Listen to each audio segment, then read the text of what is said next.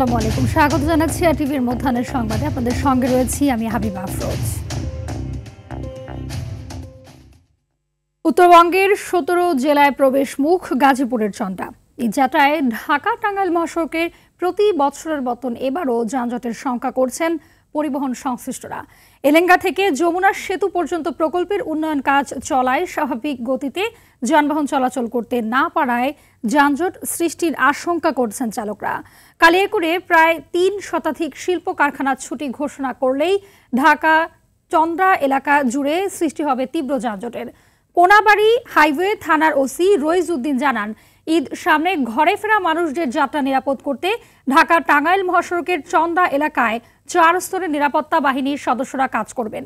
এদিকে ঈদ যাত্রার শুরুর আগেই ঢাকা চট্টগ্রাম মহাসড়কে অতিরিক্ত যানবাহনের চাপ দেখা গেছে।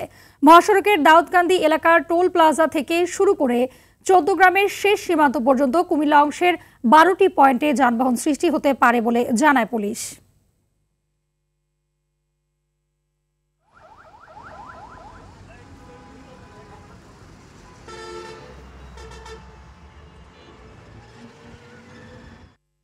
দর্শক, এ বিষয়ে বিস্তারিত জানাতে কুমিল্লা থেকে সরাসরি যুক্ত হচ্ছেন সহকর্মী আবুল খায়ের। খায়ের, জানাবেন যে ঈদ যাত্রায় মহাসড়কের কুমিল্লা অংশে কোন কোন জায়গাটিতে যানজট সৃষ্টি হতে পারে এবং বিস্তারিত কি তথ্য রয়েছে আপনার কাছে? যে হাবিবা, সড়ক বিভাগ বলছে ঢাকা চট্টগ্রাম মহাসড়কে প্রতিদিন 25,000 যানবাহন চলাচল করে। ঈদ যাত্রা শুরু হলে এই যানবাহন চলাচল কিন্তু তার দ্বিগুণ হয়ে যায়। ইতিপূর্বে ঢাকা চট্টগ্রাম মহাসড়কের কুমিল্লা অংশে 12টি পয়েন্টে যানবাহনের জটলা বাঁধতে শুরু করেছে। এসব পয়েন্টগুলোকে কিন্তু হাইওয়ে পুলিশ ইতিপূর্বে চিহ্নিত করে তারা অতিরিক্ত পুলিশ সেখানে মোতায়েন করেছে। আমরা হাইওয়ে পুলিশের সাথে কথা বলে যেটুকু জানতে পেরেছি যে মহাসড়কের দাউদকান্দি এলাকার টোল প্লাজা থেকে 14 গ্রাম পর্যন্ত 12টি পয়েন্টকে যানজটের ফোকাল পয়েন্ট হিসাবে চিহ্নিত করা হয়েছে। গতকাল কুমিল্লার জেলা প্রশাসন কার্যালয়ে হাইওয়ে পুলিশ, জেলা পুলিশ এবং জেলা প্রশাসন মিলে একটি যৌথ সভা করেছে। সেখানে কিন্তু এই যানজট নিরসনের লক্ষ্যে, অর্থাৎ ঈদ যাত্রা স্বস্তিদায়ক করতে, এই মহাসড়ককে স্বস্তির মহাসড়কে পরিণত করতে তারা কিন্তু নানামুখী পদক্ষেপ নিয়েছে। ইতিপূর্বে আমরা জানতে পেরেছি যে হাইওয়ে পুলিশের পাশাপাশি জেলা পুলিশ এবং স্থানীয় প্রশাসনও যানজট নিরসনে কাজ করছে। কিন্তু চালকরা আমাদেরকে বলছেন যে ঈদ যাত্রা শুরুর আগেই কিন্তু মহাসড়কের বিভিন্ন স্টেশন এবং বাজারগুলোতে যানবাহনের জটলা বাঁধতে শুরু করেছে। আমি এই মুহূর্তে মহাসড়কের এই নাজিরা বাজার পয়েন্টে আমি দাঁড়িয়ে আছি। আপনি দেখতে পাচ্ছেন যে উল্টো পথে কিছু 3 হুইলার চলাচল করছে এবং বিভিন্ন যানবাহন কিন্তু উল্টো পথে চলাচল করছে, যার ফলে কিন্তু যানজট সৃষ্টি হচ্ছে। এই উল্টো পথে যানবাহন চলাচল বন্ধ করতে না পারলে এবং বিভিন্ন স্টেশনগুলোতে যদি অপরিকল্পিত পার্কিং এবং যেই যাত্রী উঠানামা বন্ধ করতে না পারলে কিন্তু ঈদ যাত্রা এই মহাসড়কে তেমন একটা স্বস্তিদায়ক হবে না। গত বছরগুলোতে যেভাবে যানজটের সৃষ্টি হয়েছে, এবারও কিন্তু এই ধরনের যানজট সৃষ্টি হতে পারে বলে চালকরা ধারণা করছে। কিন্তু হাইওয়ে পুলিশ বলছে তারা ঈদ যাত্রাকে স্বস্তিদায়ক করতে যে ধরনের পদক্ষেপ নিয়েছে, তাদের আশ্বাস, তাদের বিশ্বাস যে যানজট তারা নিরসন করতে পারবে এবং ঈদ যাত্রা যেন স্বস্তিদায়ক করতে পারে, সেই লক্ষ্যে তারা নানামুখী পদক্ষেপ গ্রহণ করেছে। হাবিবা, কুমিল্লার মহাসড়কের ঈদ যাত্রা এবং যানজট নিয়ে এই ছিল আমার কাছে সর্বশেষ তথ্য। জি, ধন্যবাদ আপনাকে। চট্টগ্রাম সন্দ্বীপ নৌ রুটে বহুল প্রতীক্ষিত ফেরি সার্ভিস চালু হয়েছে, যা সন্দ্বীপবাসীর দীর্ঘদিনের স্বপ্ন পূরণ করেছে। সকালে নৌ পরিবহন মন্ত্রণালয় আনুষ্ঠানিকভাবে এই সার্ভিসটির উদ্বোধন করে। আজ ভার্চুয়ালি যুক্ত হয়ে প্রধান অতিথি হিসেবে বক্তব্য রাখবেন ডক্টর মোহাম্মদ ইউনূস। বিশেষ অতিথি হিসেবে অন্যান্য উপদেষ্টাগণও থাকবেন। গেল বুধবার বিআইডব্লিউটি এর ফেরি কপোতাক্ষ পরীক্ষামূলকভাবে চলাচল সম্পন্ন করেছে।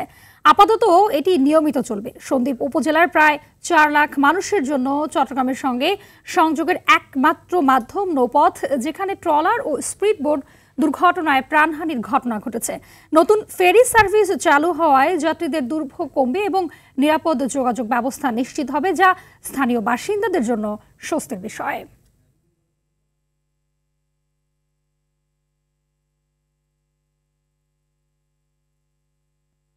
দর্শক, এ বিষয়ে বিস্তারিত জানাতে চট্টগ্রামের সন্দ্বীপ থেকে সরাসরি যুক্ত হচ্ছেন আমাদের সহকর্মী সাইফুল মাহমুদ। সাইফুল, জানাবেন যে চট্টগ্রাম সন্দ্বীপ নৌ রুটে ফেরি সার্ভিস চালু হয়েছে, এই নিয়ে আপনার কাছে কি তথ্য রয়েছে?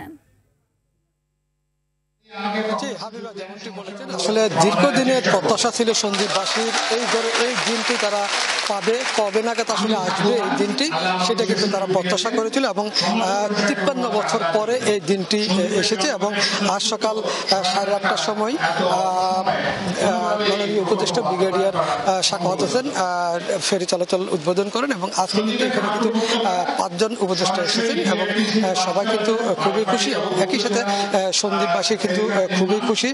তারা দীর্ঘদিন আসলে অপেক্ষা করছিল আসলে এই দিনটির জন্য এবং একই সাথে তারা এই যেভাবে আসলে চলাচল করতো সেখানে অনেক ঝুঁকি নিয়ে চলাচল করতো, লাল বোর্ড নিয়ে এবং স্পিড বোর্ড নিয়ে তারা চলাচল করতো, যার কারণে কিন্তু আসলে বেশ কয়েকবার দুর্ঘটনা হয়েছিল এবং দুর্ঘটনায় কিন্তু অধিক লোক জনগণ মারা গিয়েছিল এবং তাদের আজকের এই দিনটির জন্য তারা কিন্তু অপেক্ষা করছিল এবং তারা কিন্তু আজকের এই উদ্বোধনী অনুষ্ঠানটাকে তারা সাদরে গ্রহণ করেছেন এবং একই সাথে তারা কিন্তু স্বতঃস্ফূর্তভাবে কিন্তু আজকের এই সমাবেশে অংশগ্রহণ করেছেন এবং কিছুক্ষণের মধ্যে মাননীয় প্রধান উপদেষ্টা ভার্চুয়ালি বক্তব্য রাখবেন এবং তিনি বক্তব্য রেখে এই আনুষ্ঠানিক আরো উদ্বোধন করতে হবে। আমরা সন্দ্বীপবাসীর সাথে কথা বলেছিলাম, তারা জানালো আসলে তাদের দীর্ঘদিনের একটা সেই প্রত্যাশা আসলে বিগত কোনো সরকারই কিন্তু পূরণ করেনি। অন্তর্বর্তী সরকার 7 মাসের মাথায় তাদের এই দাবি পূরণ করেছেন এবং এই জন্য তারা কিন্তু অন্তর্বর্তী সরকারকে ধন্যবাদ দিয়েছেন এবং একই সাথে তারা জানিয়েছেন তাদের এই ফেরিটা যাতে নিয়মিত চলাচল করে সেই ব্যবস্থা যাতে রাখা হয় এবং একই সাথে যিনি আয়োজন করেছেন উপদেষ্টা ফয়জুর রহমান, তিনি জানিয়েছেন বর্ষাকালে আসলে এই ধরনের ফেরি চলাচল খুবই টাফ, সেজন্য কিন্তু তিনি 2টি সি বোট ক্রয় করেছেন এবং এই সি বোটগুলো বিশেষ করে বর্ষার মৌসুমে চলাচল করবে এবং তিনি জানিয়েছেন দীর্ঘ সময় ধরে যাতে এটা চলমান থাকে তিনি এই ব্যবস্থা করবেন। এই মুহূর্তে বক্তব্য দিতে কিন্তু ফয়জুর রহমান এবং একটু পরে কিন্তু প্রধান উপদেষ্টা ভার্চুয়ালি যুক্ত হবেন, এরপর পরে কিন্তু অনুষ্ঠান সমাপ্তি ঘোষণা করা হবে। এই ছিল আমার কাছে ফেরি চলাচল নিয়ে সর্বশেষ সংবাদ। ধন্যবাদ আপনাকে। রাজধানীর কল্যাণপুরে জাহাজ বিল্ডিং নামের একটি বাসায় 2016 সালে কথিত জঙ্গি আস্তানায় অভিযানের নামে 9 জনকে হত্যার ঘটনায় করা মামলায় সাবেক আইজিপি শহীদুল হক, সাবেক ডিএমপি কমিশনার আসাদুজ্জামান মিয়া সহ 3 জনকে ট্রাইব্যুনালে হাজির করা হয়েছে। সেই সাথে রামপুরায় কার্নিশে ঝুলন্ত যুবককে দফায় দফায় গুলির ঘটনায় এসি রাজন কুমার সহ 2 জন ও গাবতলী এলাকায় গণহত্যার ঘটনায় এসি এসএম ময়নুল ইসলামকে ট্রাইব্যুনালে হাজির করা হয়েছে। সকাল 9:30টায় তাদের হাজির করা হয়। ট্রাইব্যুনালের চেয়ারম্যান বিচারপতি মোহাম্মদ গোলাম মর্তুজা মজুমদারের নেতৃত্বাধীন 3 সদস্যের বেঞ্চ তাদের গ্রেপ্তার ও প্রতিবেদন দাখিলের উপর শুনানি অনুষ্ঠিত হবে।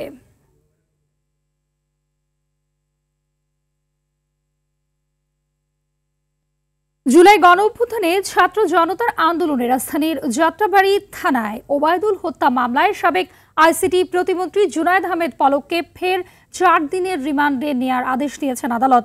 সোমবার ঢাকার মেট্রোপলিটন ম্যাজিস্ট্রেট জিএম ফারাহ ইশতিয়াকের আদালত এ আদেশ দেন। এর আগে পলককে আদালতে হাজির করে 7 দিনের রিমান্ডে নেয়ার আবেদন করেন তদন্ত কর্মকর্তা।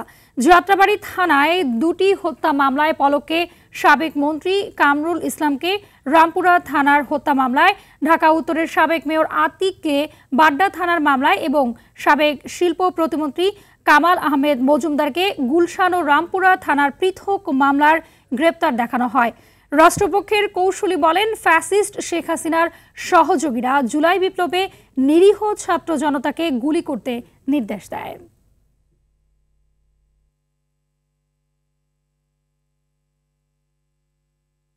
ঈদ সামনে রেখে দেশের বিভিন্ন জায়গায় জমে উঠেছে ঈদ বাজার। দর্শক, এ বিষয়ে বিস্তারিত জানাতে বরিশাল থেকে সরাসরি যুক্ত হচ্ছেন সহকর্মী আরিফুল ইসলাম।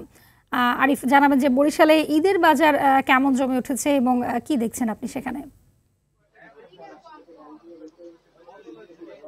জি হাবিবা, ধন্যবাদ আপনাকে। আসলে আপনি যেমনটি বলছেন সারা দেশের ন্যায় বরিশালে কিন্তু ঈদের বাজার একদমই জমে উঠেছে। আমি এখন যেখানটিতে আছি এটি বরিশালের ঐতিহ্যবাহী চক বাজার। এই চক বাজারকে যেহেতু বিভাগীয় শহর, এই বাজারটাকে কেন্দ্র করে কিন্তু গোটা বিভাগের যারা ঈদের কেনাকাটা করে তারা কিন্তু এখানেই আসে এবং সকাল থেকে গভীর রাত অবধি পর্যন্ত কিন্তু এখানে কেনাকাটা চলে। তবে আমরা দোকানের সাথে কথা বলেছিলাম, এবার কিন্তু তারা বলছেন যে শিশু কিশোর থেকে শুরু করে সকল শ্রেণী পেশার মানুষের কিন্তু চাহিদা বৃদ্ধি পেয়েছে এবং এর মধ্যেই পাকিস্তানি যে পোশাকগুলো সেগুলোর আসলে চাহিদাটা অনেকটাই বেশি, দোকানিরা আমাদের কেমনটি জানিয়েছেন।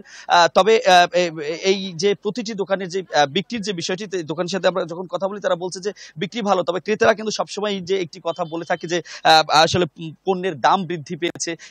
এই কথাটির সাথে আমরা আসলে ভোক্তা বরিশাল জেলা প্রশাসন যখন অভিযান চালায় তখন দেখেছি আসলে অনেক পণ্যেরই মূল্য বৃদ্ধি পেয়েছে, কিন্তু তারপরে কিন্তু মানুষের কেনাকাটা চলছে। এর মধ্যে একজন দোকানের সাথে একটু জানার চেষ্টা করবো যে ভাই এবারে চাহিদা কেমন? ভাই এবার চাহিদা হলো ভাইয়া পাকিস্তান ড্রেসটার উপরে চাহিদা বেশি। মূল্য কেমন? মূল্য হলো দেখা যায় আগের চেয়ে একটু বাড়তি সবকিছুর। আসলে যেমনটি শুনছেন হাবিবা, দোকানিরাই বলছে যে মূল্যটা কিছুটা বৃদ্ধি পেয়েছে, তবে বেচা বিক্রি চলছে এবং বরিশালের যে বাজারে সেটা কিন্তু রাত 2টা থেকে 3টা অবধি পর্যন্ত কিন্তু বেচা কিনা চলে। এই লক্ষ্যে বরিশাল মেট্রোপলিটন পুলিশ আইন শৃঙ্খলা রক্ষার্থে সকাল থেকেই গভীর রাত অবধি পর্যন্ত বিভিন্নভাবে তারা আইন শৃঙ্খলা জোরদার করার জন্য কাজ করে যাচ্ছে, ফলে কোনো ধরনের এখন পর্যন্ত অপ্রীতিকর ঘটনা নেই। বরিশালে বেচা বিক্রি চলছে, আইন শৃঙ্খলা নিয়ন্ত্রণে রয়েছে। তো হাবিবা, এতটুকুই ছিল এখন পর্যন্ত বরিশাল থেকে আমার কাছে। জি, ধন্যবাদ আপনাকে। উন্মুক্ত দরপত্র চুক্তির আওতায় ভারত থেকে 11,500 মেট্রিক টন সিদ্ধ জল নিয়ে এমভি ডিডিএস মেরিনা জাহাজটি চট্টগ্রাম বন্দরে এসে পৌঁছেছে। উন্মুক্ত দরপত্র চুক্তির আওতায় ভারত থেকে 9টি প্যাকেজে মোট 4.5 লাখ মেট্রিক টন চাল আমদানির চুক্তি হয়। এর মধ্যে 2,85,769 মেট্রিক টন চাল ইতোমধ্যে দেশে পৌঁছেছে। চালগুলো দ্রুত খালাস করা হবে। খালাসের কার্যক্রম দ্রুত শুরু হবে। খাদ্য মন্ত্রণালয় থেকে এসব তথ্য জানানো হয়।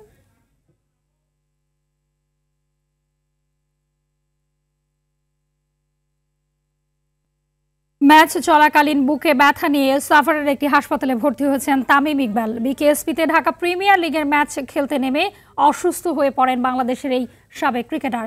এদিন শাহিনপুকুরের বিপক্ষে খেলতে নামে মোহামেডান স্পোর্টিং ক্লাব। ম্যাচ চলাকালীন বুকে ব্যথা অনুভব করায় তামিমকে বিকেএসপির পাশে ফজিলাতুন্নেসা হাসপাতালে নেওয়া হয়েছে বলে জানিয়েছে বিসিবির মেডিকেল বিভাগের একটি সূত্র। এ সময় তামিমকে ঢাকায় আনারও উদ্যোগ নেওয়া হয় এবং বিকেএসপির মাঠে হেলিকপ্টারও নামানো হয়, কিন্তু চিকিৎসকদের পরামর্শে তাকে তৎক্ষণাৎ হাসপাতালে নেওয়া হয়। বর্তমানে তিনি লাইফ সাপোর্টে রয়েছেন।